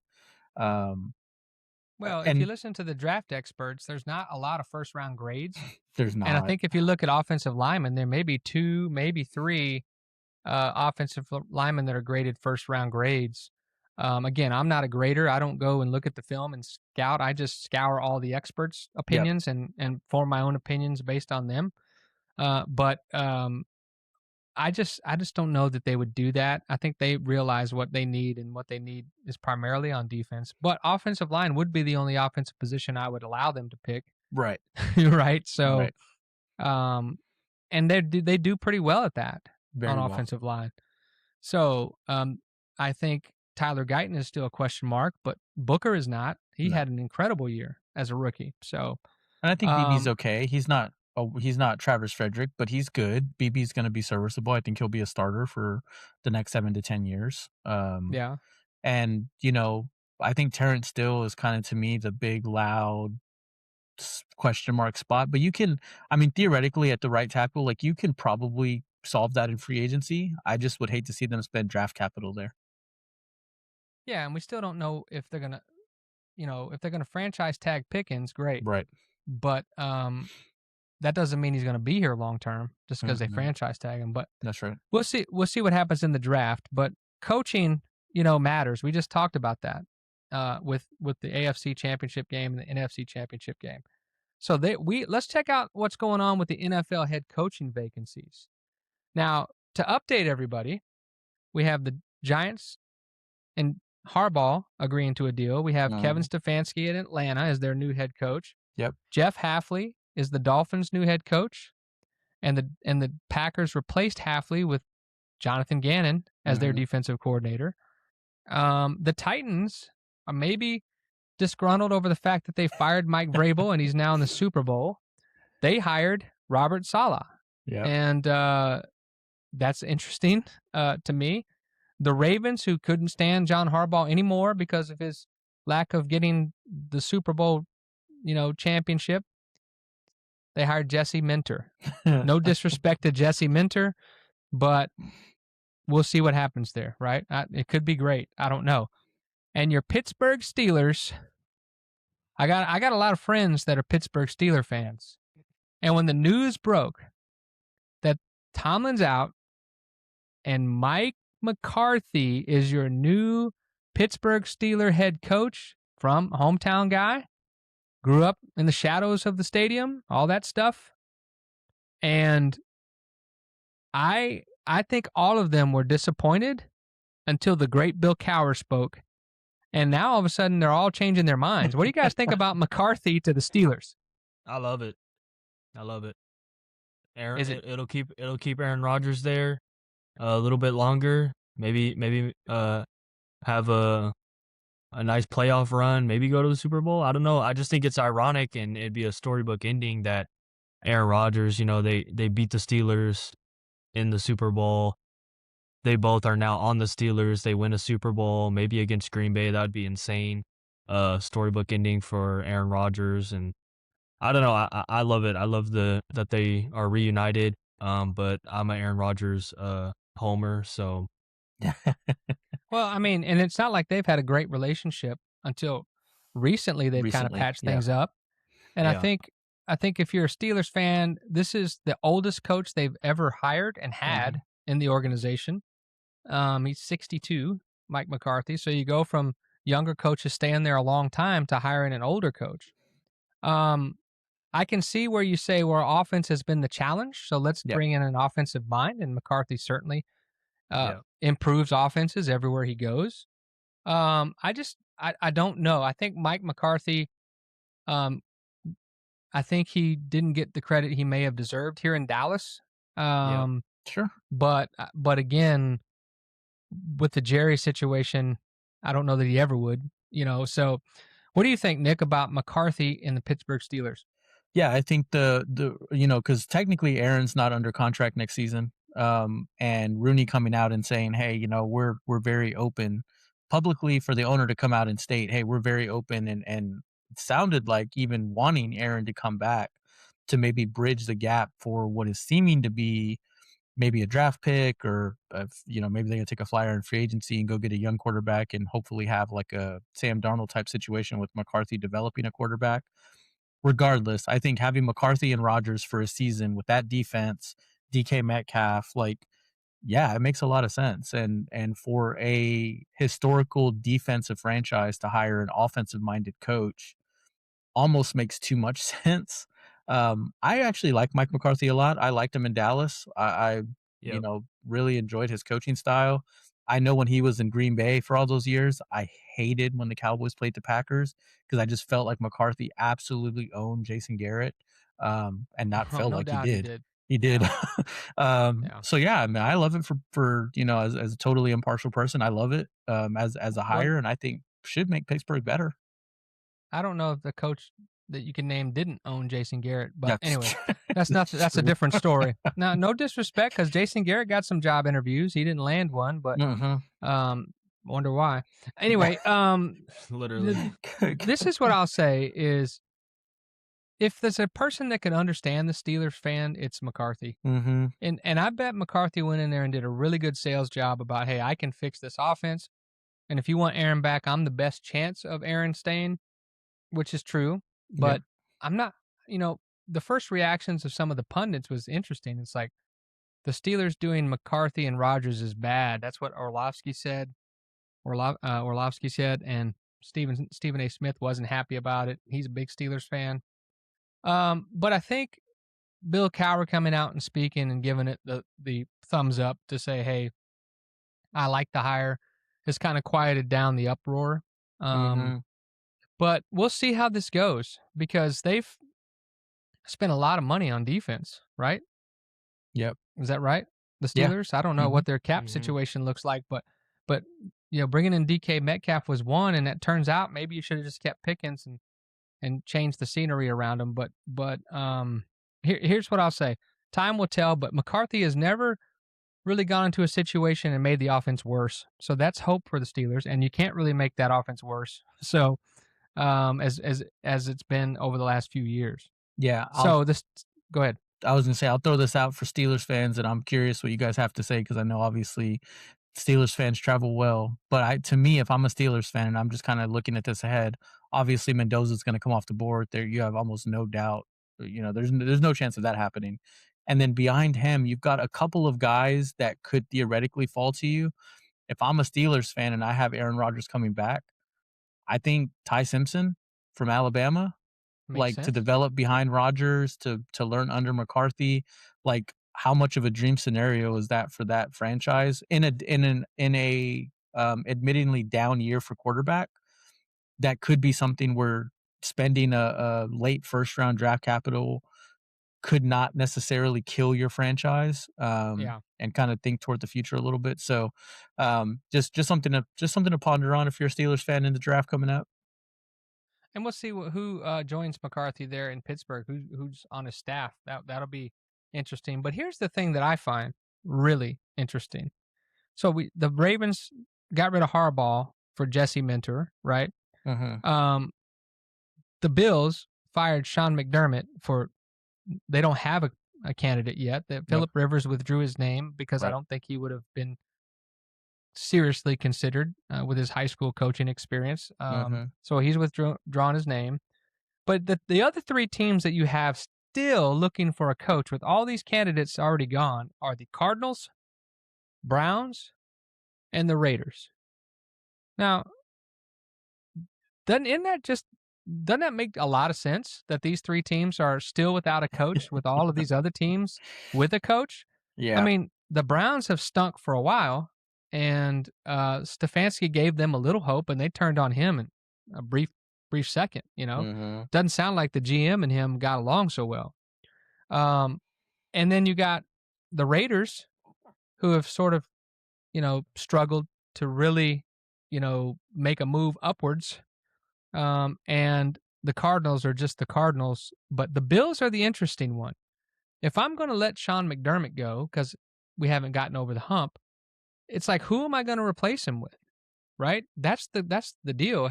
Have we heard, other than Philip Rivers and Brian Daboll, who's interviewed there for Buffalo's job? There's not been a lot. I'm literally looking it up right now. There has not been a lot of other reports. The only thing that I'm seeing here is reportedly the Bills are not looking to even pursue Bill Belichick. That was a story that was out for quite some time.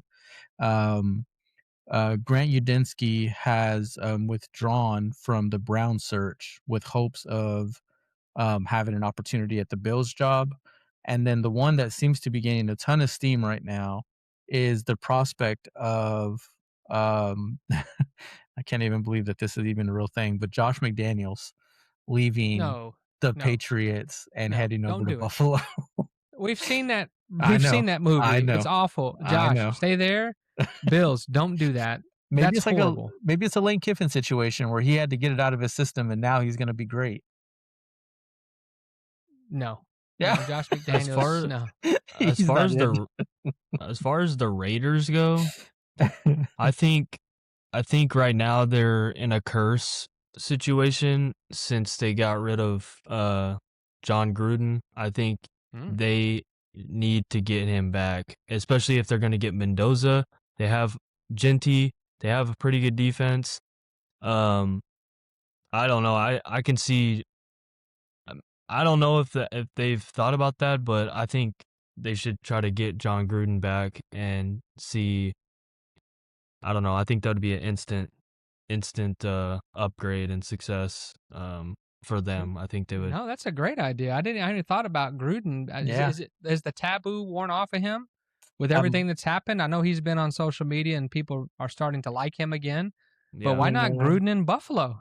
I mean, that seems to make a perfect match. Yeah. Raiders, I like going back to the Raiders, and you got Brady is a minority owner. You think Brady would have a coach picked out here, but nobody wants to go to Cleveland. It looks like so. It's and the Bills owner coming out and doing what he did to McDermott probably is not making that a great landing spot. Josh Allen makes it a great landing spot, but there's so many questions on defense, and I just think it's hilarious that all these teams have coaches, but yet we're still looking at Cardinals, Browns, and Raiders, and the Bills being the outlier there. Yeah.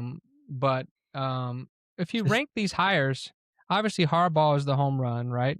Yeah. And the rest are sort of meh. Maybe McCarthy is the second best hire.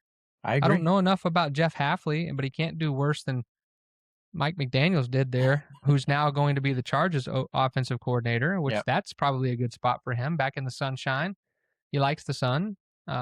So I don't know. I'm just not wowed by these hires. And I think Robert Saleh, I like him as a defensive coordinator and don't know enough about Hafley and Mentor. And I think Stefanski's landed in a good place in Atlanta. So you don't like Stefanski, I know. And I'm not particularly a fan, but I would like say Atlanta though.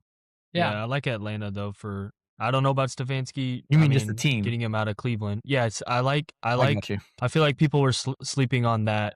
Because a lot of people were like, "Oh, nobody should touch. Like that's not a good team to touch." Like, yeah.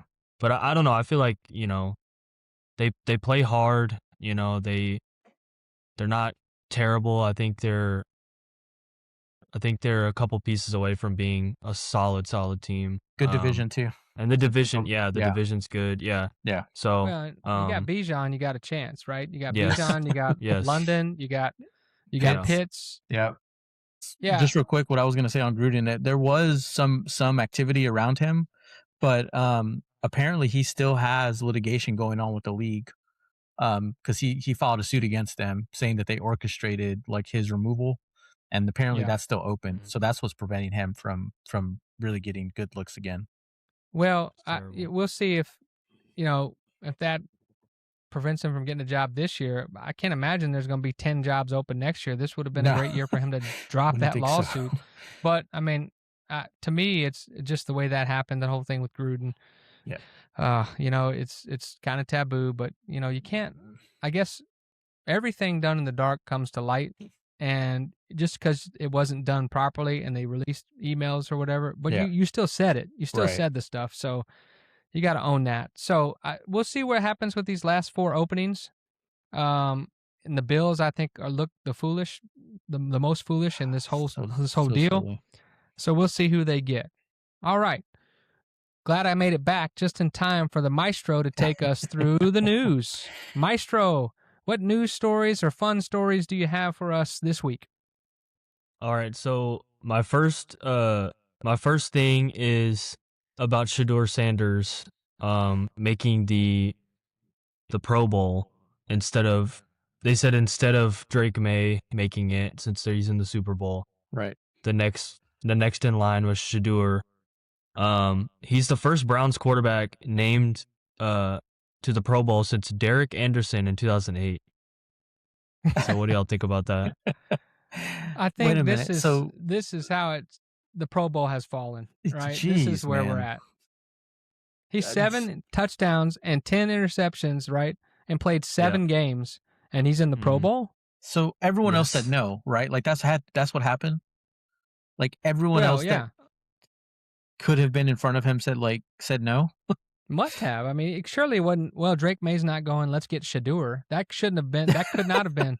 No disrespect to Shedeur because he wasn't given a chance to play this whole season. But it's not like, oh well, Drake's out, so let's get Shedeur. I doubt that was what's happened.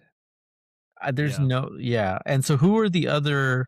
It was Josh Allen, Justin Herbert, and Drake May. Drake May obviously takes a seat, but I mean, clearly they're calling Joe Burrow, right? I don't care what Burrow's stats. Where's Trevor Lawrence?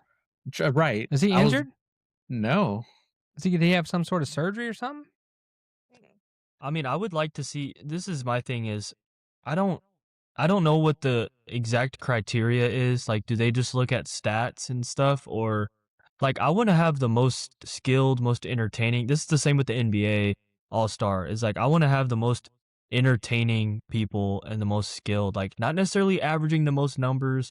Who's the most skilled? Like Well, it for is a me, and I flag. know It's this a is a sidetrack, but like LaMelo Ball should always be in the All-Star game and all the events. He's so fun to watch, but that's about the NBA. We're talking about yeah. Shedeur Sanders. So Well, it is a flag football game, so Shedeur could yes, shine in the flag football game. He Right. could be yeah, he could be the MVP by the time it's all said and done. But I think when you look at his stats, there's no way he should be in the Pro Bowl. He only played 7 games.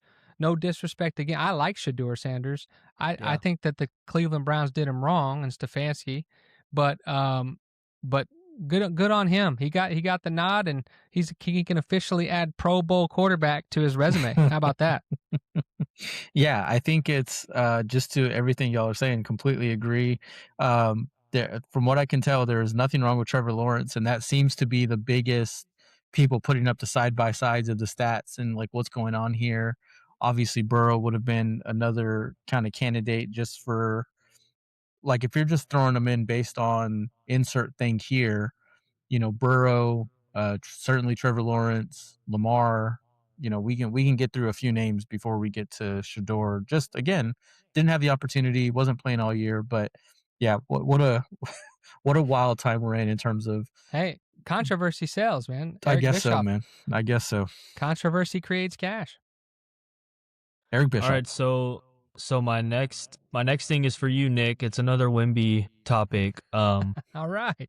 What do you think about the rumors, which I don't think is true, but it's just a funny topic about Wemby and Khloe Kardashian maybe dating. She has a history of dating NBA players. Actually, a couple of them do in that family. I know. Yeah. Kim was with Chris Humphries for a while there, and I think there was rumors with her. Lamar Odom. Lamar Odom. Khloe dated a few. Yeah. Well, so what do you think about Wemby?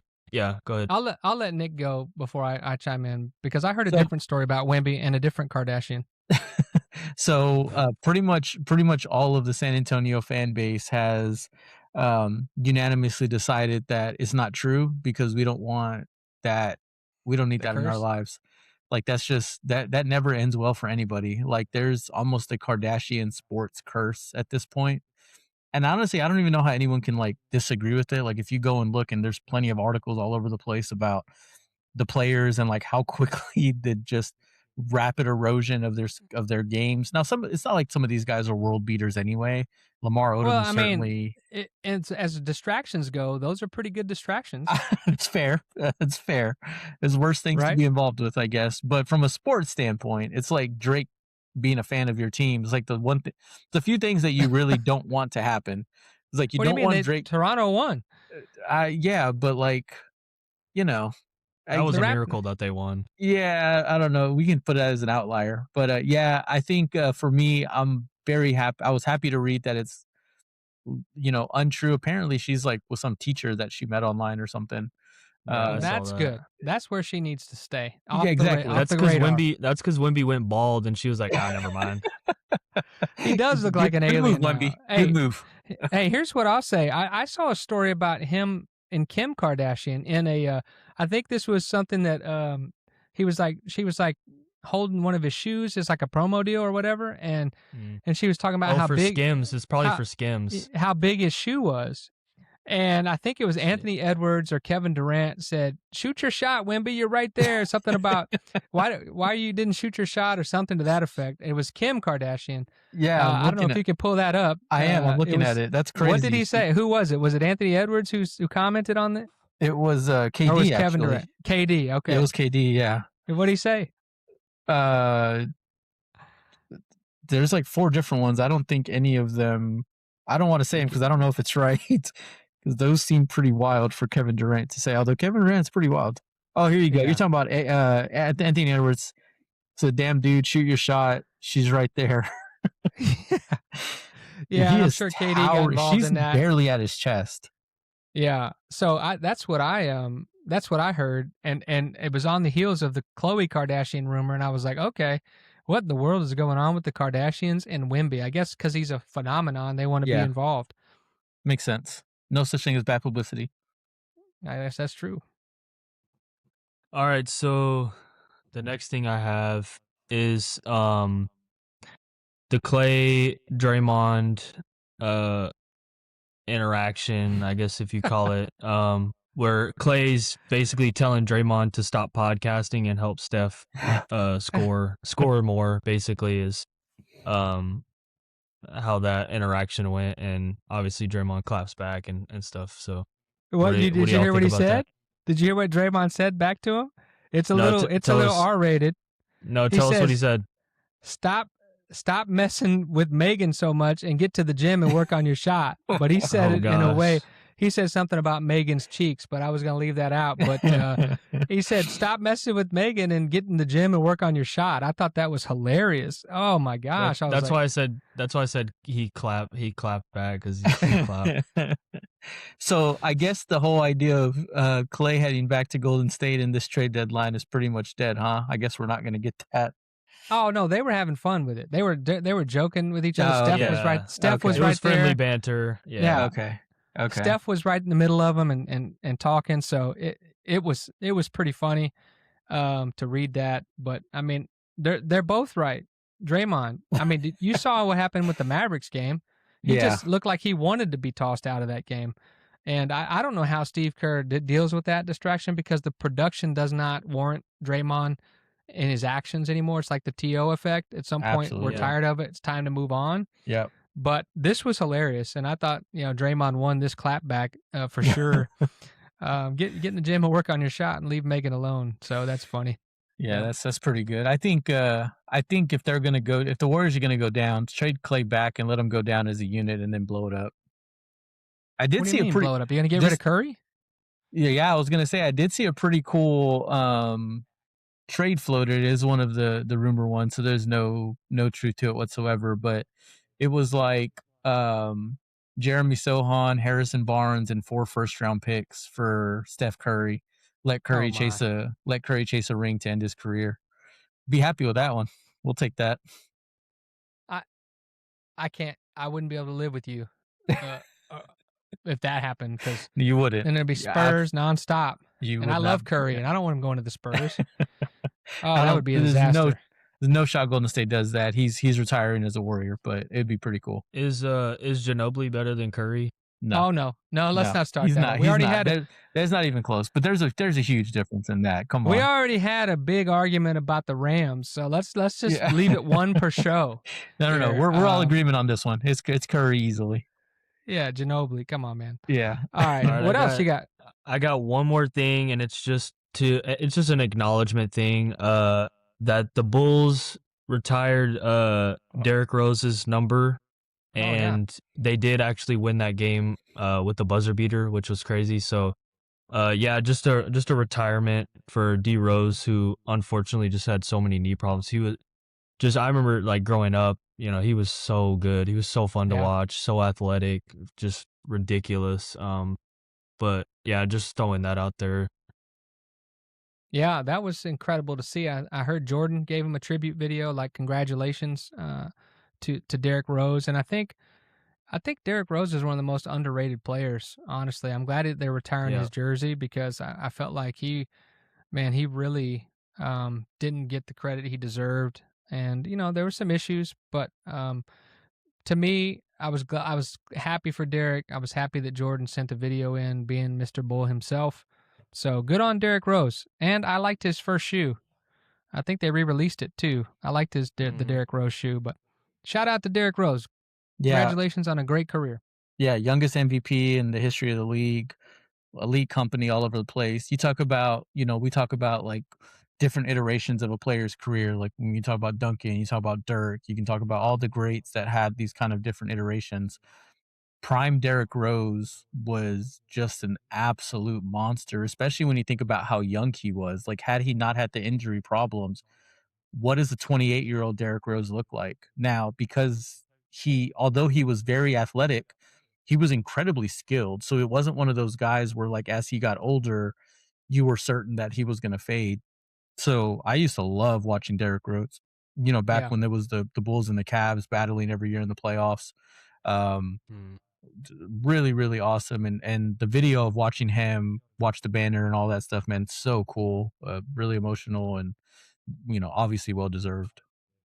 Another video, which I'm sure everyone's seen it, but if you haven't seen it, there's footage of him during like a documentary of him when he's getting traded from the Bulls. It hurts so bad watching that, him react to that. It's tough to watch that one, but that's another video I think of when I think about Derrick Rose. Is when he got traded, and it was terrible. It's not. Yeah, it's probably just like Luka being traded, right? It's a similar impact. Yeah, for the player themselves. I think again, Derrick Rose is underrated, and I'm glad he's getting his number retired, and hopefully he will. I don't know. I saw them. To him getting emotional about his number being retired, and his kids were there, and so it was a really good presentation. Good on the Bulls. Congratulations to Derrick Rose. Absolutely. Is that it? Yeah, that's it. Unless you want some more stuff. No, that's good. No, that was a good segment. I think if I'll ask you guys this one question, maybe I shouldn't. If you're Wemby and you had a choice with Chloe or Kim, which one you taking? Chloe. Only because Kim K and Kanye can't do it. I can't deal with Kanye and the co-parenting. They're crazy. I rather co-parent with Lamar. Lamar Odom. Is it Lamar? No. Yeah. Isn't Chloe Tristan? It's Thompson. Yeah, they're both. She did. It's both. Yeah. Oh, gotcha. Okay. Yeah. Yeah. I think if I had to go with, I don't know. I mean, I like Chloe. Kim is pretty nice too. She's smart. She's a lawyer now, so almost. I was gonna say, did she pass the bar? No, I don't know. Unless she not on the show, she hasn't passed it yet. I don't watch. I'm not up on my Kardashians, but I could ask Olivia here, and then she'll tell me. But I just thought I'd just throw that out there. With Wemby, if he had a choice, not saying he does, but that's interesting. All right, Maestro, thank you very much. Just got one more thing to get through here, and I want to talk a little Mavericks before we end this show. Now, the Mavericks, if you didn't watch, lost to the Lakers the other night. 116-110, I believe, was the final score. That's right. And I was very frustrated by this game because we were up 15 with 7.5 minutes left, and then we went ice cold and couldn't close the game out. But the Mavericks have won 4 out of 5, with that being the loss to the Lakers, and they're starting, to gel. And I think the trading deadline looms, right? There's a decision to make with Kyrie. Do we bring him back? Do we not bring him back? Obviously, I'm in the camp of don't worry about bringing him back this year. Just let him get healthy for next year. But Cooper Flagg's playing well. 19, 6, and 4 is what he's averaging this season. I think we have a little problem on who's going to take the shots down the stretch and closing out games. That's why we seem to be in all these clutch games, but we can't get the right people taking the right shots to close out these games. And as much as I like people like Brandon Williams, as much as I like people, like PJ and Najee, and Najee's been balling, man. But so the question is, what are we going to do at the trade deadline, if anything? And what do we think of Flagg so far this year? And I'll tell you, I like Flagg. I've been impressed with Flagg, as you guys know on this show. I'm waving the flag. And so I couldn't be more impressed with him. The only thing he needs to improve is his 3-point shooting, in my book. I know he was just named to the Rising Stars teams, as he should be, along with your guy, Dylan Harper. But here's what I'll say about the trade deadline. I want to keep Flagg and Christie, and Kyrie, obviously, and Lively, and probably Nembhard. I would love to keep Najee because I love the way he plays, but I think he is the guy with the most value right now. Trade value for us is Najee. His contract is team-friendly, and he is the Swiss Army knife. He's just a guy that can do it all, and he's been balling. So I think you can trade Clay. Gafford is another big piece. Najee, Caleb Martin, and possibly AD in the offseason. Not going to probably trade him before the deadline. But if you ask me, I think Najee has the most value. He's 28 years old. Could he still be a part of this rebuild? Possibly. I like him a lot, but I think we could get more value for him than PJ because PJ's contract is not friendly to trade. So if you said who would you trade, who would you keep because of the contract and because of the value, I would trade Najee, Clay, and Gafford here at the trading deadline. Of course, D'Lo needs to go somewhere. If anybody wants him, I don't know. Caleb Martin's played well lately, but he doesn't really factor into the rebuild here. So I would say Najee, Gafford, Caleb Martin, and Clay will be the 4 that we should trade at the trading deadline and trade AD in the offseason.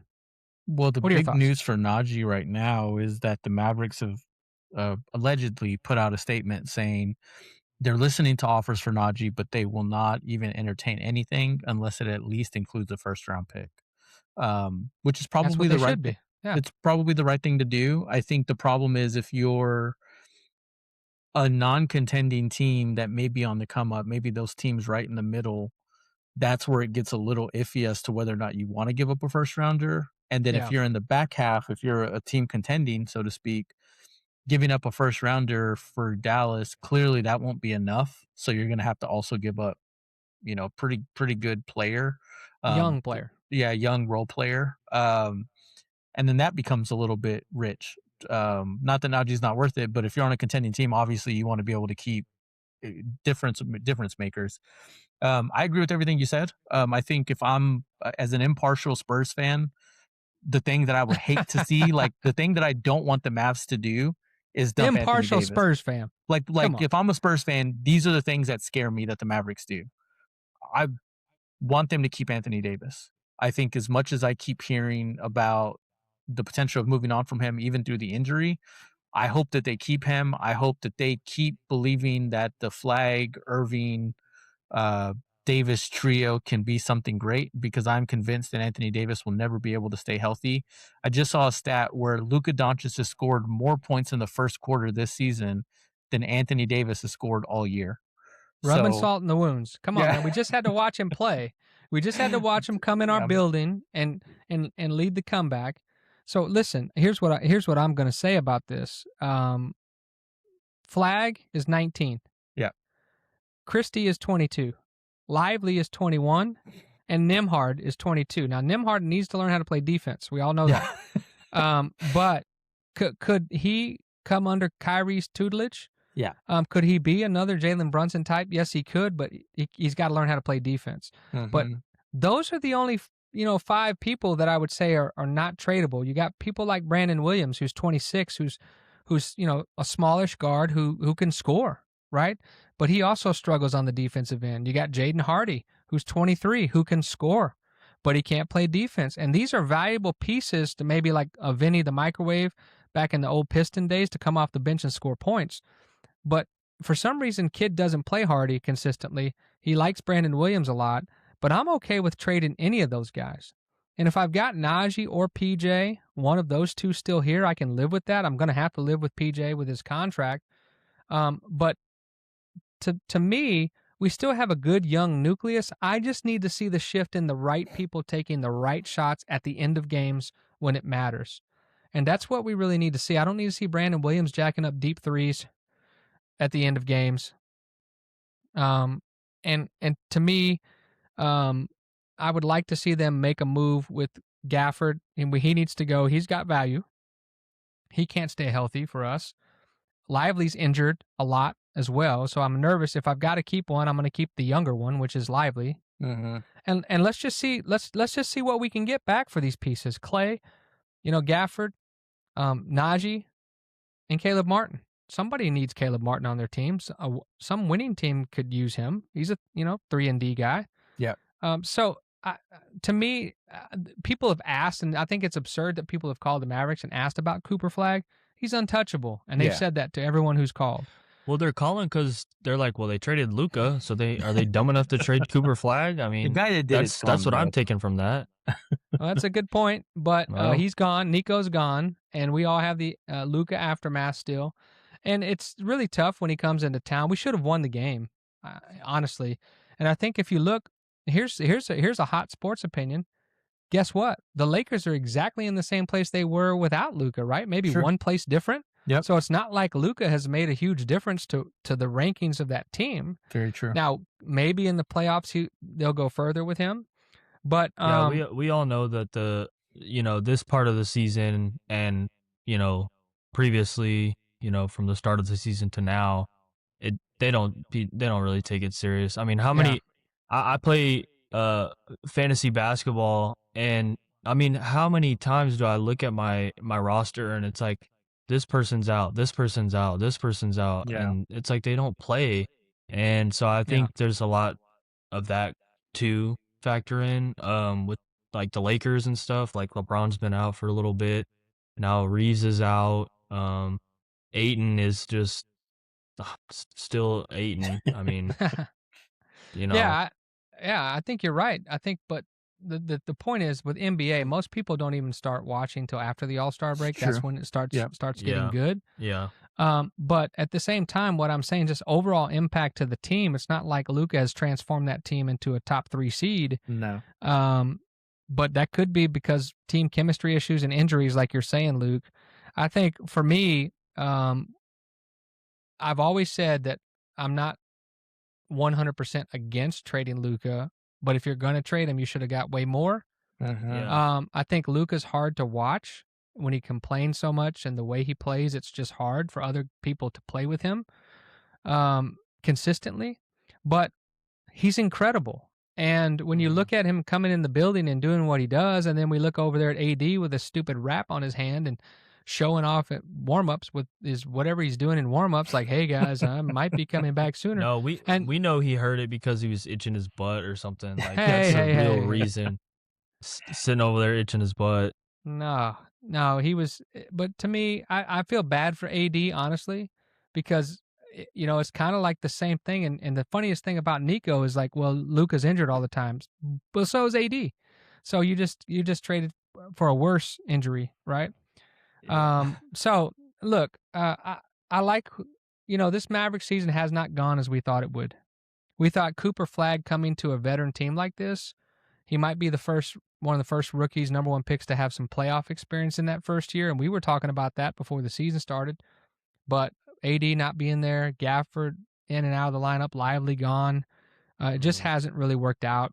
So hopefully we can get a deal for Najee. That's our biggest trade piece right now. Clay, Gafford.